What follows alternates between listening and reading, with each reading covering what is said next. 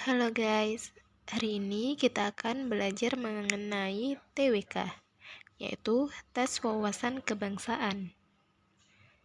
Nah, TWK adalah bagian dari SKD atau Seleksi Kompetensi Dasar untuk CPNS yang bertujuan mengukur penguasaan pengetahuan kebangsaan dan kemampuan mengimplementasikannya. Misalnya, Pancasila, Undang-Undang Dasar 1945, NKRI, Bhinneka Tunggal Ika, bela negara, nasionalisme, integritas, dan bahasa negara. Nah, ini beberapa hal yang bisa kalian pelajari nantinya, yaitu misalnya pada Pancasila itu kita harus tahu mengenai makna Pancasila itu sendiri dan implementasi dalam kehidupan sehari-hari. Dan selanjutnya sampai poin ke-7. Ini bisa kalian pelajari atau nanti kita belajar bersama-sama di latihan soalnya. Nah, kita belajar latihan soal dulu ya. Yang pertama, soal pertama, Anda sedang mengantre bus di halte. Ketika bus datang, Anda mempersilahkan seorang nenek yang juga hendak naik bus. Dalam perjalanan, Anda memberikan tempat duduk Anda kepada ibu muda yang menggendong bayi. Berdasarkan uraian tersebut, Anda menunjukkan sikap apa? Nah, ini ada 5 pilihan. Yang A, mengutamakan persatuan dan kesatuan. B, mengesampingkan kepentingan pribadi. C, menghargai keragaman suku bangsa. D, mengutamakan kepentingan pribadi. Dan E, mengutamakan perasaan empati. Silakan kalian jawab. Saya kasih 10 detik ya untuk berpikir.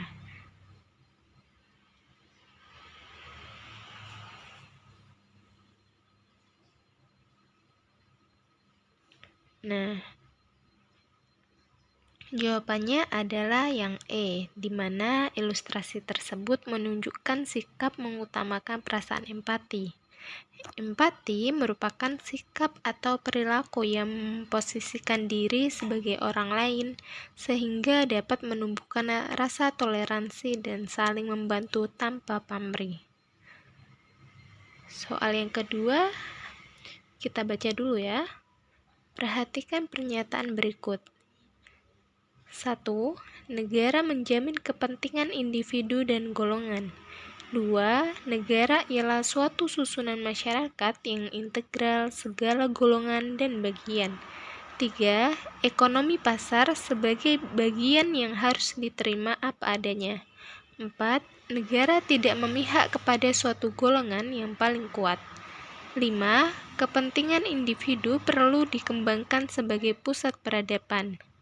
Berdasarkan pernyataan di atas yang menjadi prinsip utama dalam pengelolaan negara yang mencerminkan prinsip Bhinneka Tunggal Ika ditunjukkan nomor.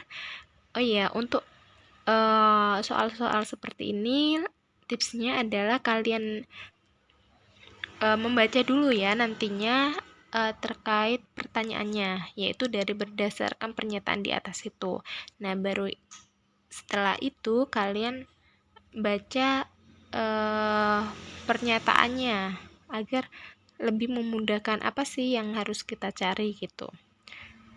Nah, dari 5 pilihan jawaban ini, jawabannya adalah B ya, dimana Bhinneka Tunggal Ika berarti berbeda-beda tetapi tetap satu jua. Bhinneka Tunggal Ika menyatukan suku, agama, dan budaya yang beraneka ragam, sehingga tetap menjadi satu kesatuan yaitu Indonesia. Berdasarkan pernyataan di atas yang menjadi prinsip utama dalam pengelolaan negara yang mencerminkan prinsip Bhinneka Tunggal Ika ditunjukkan nomor 1, 2, dan 4, di mana 1 adalah negara menjamin kepentingan individu dan golongan. Yang kedua, negara ialah suatu susunan masyarakat yang integral segala golongan dan bagian.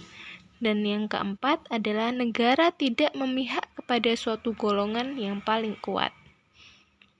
Soal yang ketiga, kita baca.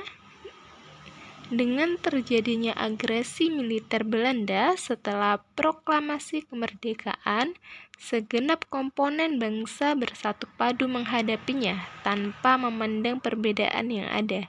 Semangat bela negara yang dapat dipetik dari fenomena tersebut adalah A. Merelakan apa yang dimiliki untuk bangsa dan negara. B. Membangun solidaritas untuk menghadapi setiap tantangan atau ancaman. C. Bersama-sama mengangkat senjata untuk mengusir penjajah. D. Merelakan jiwa dan raga demi mempertahankan kemerdekaan. E. Melawan berbagai tantangan atau ancaman dengan segala cara. Silakan kalian jawab.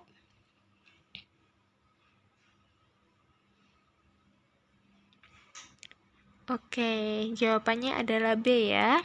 Dimana ini kan ada soal yang ditekankan pada segenap komponen bangsa bersatu padu menghadapinya, tanpa memandang perbedaan ya. Sehingga semangat bela negara yang dapat dipetik dari fenomena tersebut adalah adanya solidaritas dalam menghadapi tantangan atau ancaman. Soal yang keempat, setiap warga masyarakat perlu mengupayakan persatuan dan kesatuan dalam bingkai kebinekaan. Untuk itu, yang perlu ditumbuhkan dalam diri setiap warga masyarakat adalah A. Mengurangi kegiatan-kegiatan sosial keagamaan. B. Membatasi munculnya organisasi berlatar belakang kesukuan. C. Membatasi munculnya organisasi berlatar belakang keagamaan. D. Menghindari pertemuan-pertemuan lintas suku agama. E. Menumbuhkan sikap inklusif dalam kehidupan bermasyarakat. Silakan kalian jawab.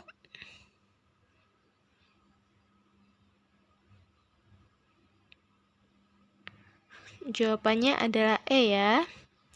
Karena apa? Karena untuk opsi A, B, C, dan D, negara tidak melarang seseorang untuk menjalankan organisasi atau berkumpul selama kegiatan tersebut tidak bertentangan dengan nilai-nilai Pancasila. Sehingga jawaban yang tepat terdapat pada opsi E, di mana sikap inklusif adalah sikap memposisikan dirinya sama dengan orang lain atau kelompok lain. Dalam membangun sikap persatuan Indonesia, perlu menumbuhkan sikap inklusif karena setiap individu akan tumbuh saling memahami. Soal yang kelima, keanekaragaman budaya, suku, etnis, dan agama yang mewarnai multikulturalisme di Indonesia perlu disikapi secara positif sebagai anugerah Tuhan Yang Maha Esa. Anugerah ini menjadi modal besar untuk membawa bangsa Indonesia maju, sejajar dengan negara lain, dan memperkaya khazanah budaya serta pengetahuan. Hal tersebut merupakan salah satu tujuan nasionalisme yang didasarkan pada A. Pandangan hidup bangsa. B. Kepribadian bangsa. C. Semangat gotong royong. D. Perjanjian luhur bangsa. E. Dasar negara.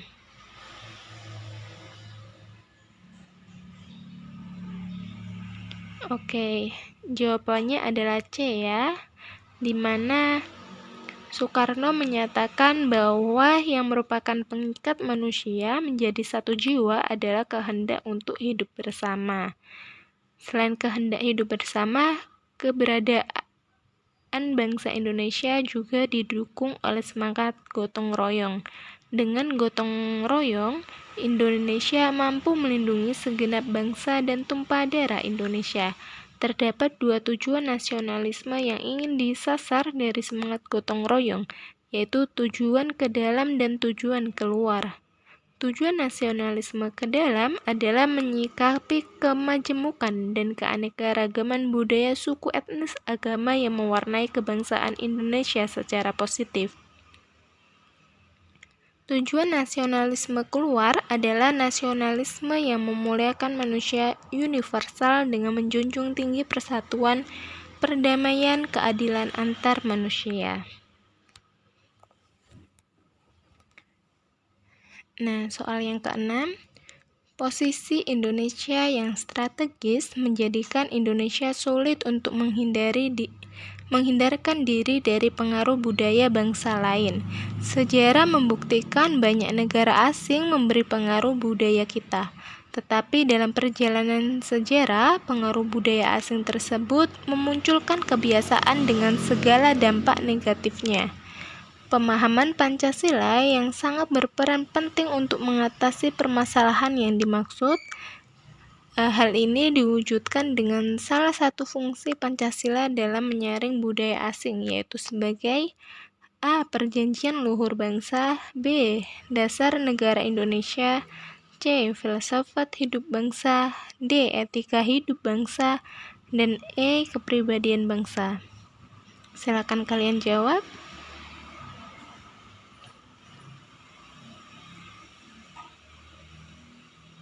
Nah, jawabannya adalah E ya, dimana jawaban A, Pancasila sebagai perjanjian luhur bangsa itu kesepakatan dan perjanjian serta konsensus oleh pendiri bangsa negara. Sedangkan B, Pancasila sebagai dasar negara, Pancasila sebagai dasar hukum peraturan undang-undang di Indonesia.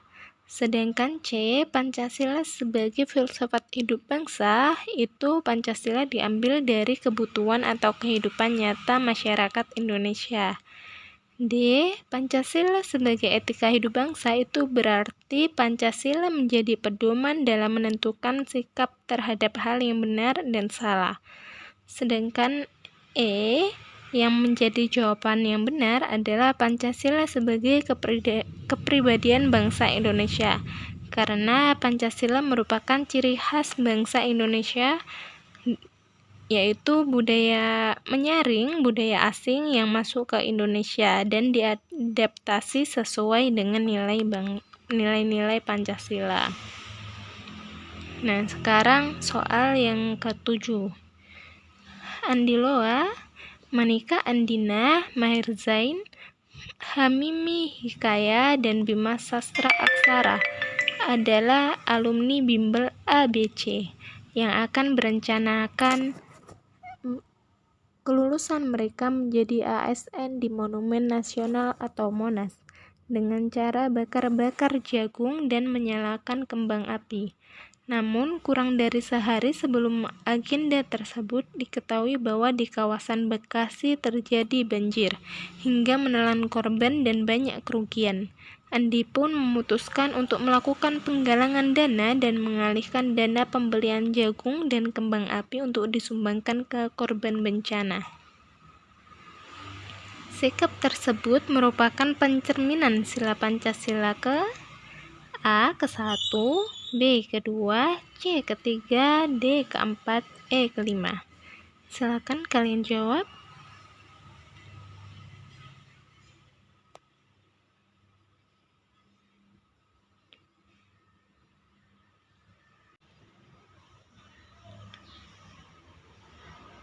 Oke. Jawaban soal untuk nomor 7 adalah B ya, di mana sikap Andi dan teman-teman menunjukkan adanya nilai-nilai kemanusiaan yang terkandung dalam Pancasila sila kedua.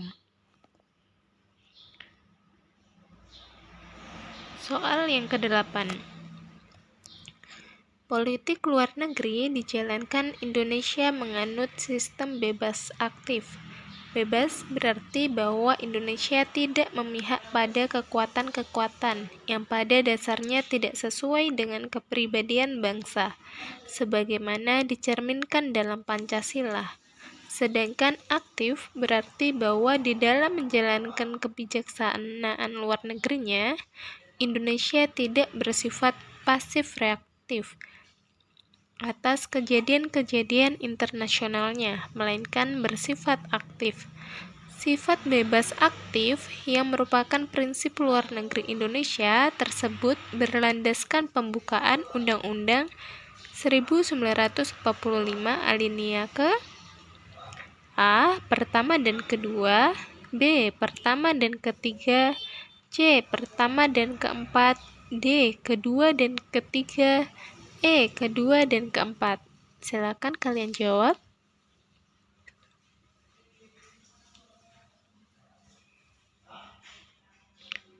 Jawabannya adalah C, di mana sikap politik Indonesia yang bersifat bebas aktif terdapat pada pembukaan Undang-Undang 1945, alinea pertama dan keempat. Alinea pertama berisi, maka penjajahan di atas dunia harus dihapuskan karena tidak sesuai dengan peri kemanusiaan dan peri keadilan. Dan alinea keempat berbunyi, ikut melaksanakan ketertiban dunia yang berlandaskan kemerdekaan, perdamaian abadi, dan keadilan sosial. Soal yang ke-9. Bung Tomo merupakan seorang jurnalis sekaligus pejuang asal Surabaya. Dengan lantang beliau berteriak, "Merdeka atau mati!" dalam mengibarkan semangat juang bagi warga Surabaya. Pertempuran besar pun terjadi di Surabaya. Peristiwa itulah yang kini dikenang sebagai Hari Pahlawan. Pelajaran yang dapat kita ambil dari Bung Tomo adalah A. Integritas Bung Tomo sebagai pahlawan kuat terhadap bangsa Indonesia. B. Selain berjuang dengan gerilya, Bung Tomo juga menulis. C. Perjuangan perlu dilakukan dengan cara yang keras dan tegas. D. Menulislah seperti Bung Tomo untuk berjuang dalam bidang apapun. E. Menjadi jurnalis merupakan salah satu sikap patriotik yang dapat ditiru. Silakan kalian jawab.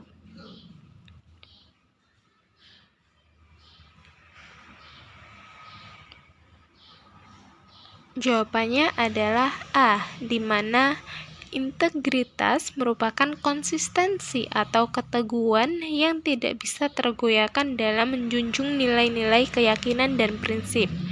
Dalam ilustrasi soal, Bung Tomo mempunyai semangat berjuang hingga memiliki semboyan merdeka atau mati, yang menandakan bahwa Bung Tomo memiliki konsistensi dan keteguhan dalam berjuang atas kemerdekaan bangsa Indonesia.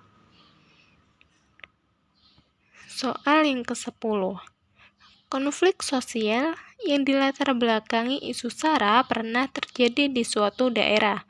Konflik sosial mengakibatkan kerugian harta benda serta trauma yang sangat mendalam. Untuk itu diperlukan kesadaran bersama untuk mencegah terulangnya konflik serupa. Cara pengendalian sosial yang tepat untuk mengatasi konflik adalah A. Koersi melalui upaya penghentian secara paksa setiap kali terjadi konflik dengan latar belakang SARA. B. Adjudikasi melalui jalur pendidikan untuk menyelesaikan sosial yang terjadi dalam masyarakat. C. Arbitrasi dengan melibatkan lembaga internasional dalam mengatasi konflik antar umat beragama. D. Eliminasi yang terjadi setelah salah satu pihak mengundurkan diri dan mengalah pada pihak lain. E. Toleransi dengan memberikan pemahaman dan menghargai perbedaan suku, agama, dan ras yang ada. Silakan kalian jawab.